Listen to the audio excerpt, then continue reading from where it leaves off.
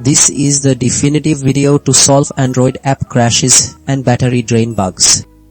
After dealing with app instability and excessive battery drain myself and spending days testing different fixes, I eventually identified several methods that actually work, and I'll walk you through them now. The first approach tackles temporary data conflicts by clearing the app's cache and forcing it to stop, then ensuring you have the latest versions of both the app and your Android system, followed by a simple restart. Method 2 focuses on controlling app resource usage by limiting background activity and data, adjusting notifications, and carefully reviewing app permissions with a full device reset as a last resort. The third strategy involves optimizing your phone's power management by adjusting battery settings, using power saver modes, reducing screen intensity, and managing background processes.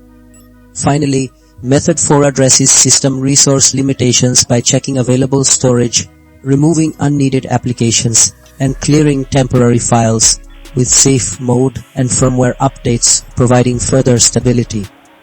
These systematic adjustments target the core reasons for app malfunctions and battery drain, ensuring your device runs smoothly.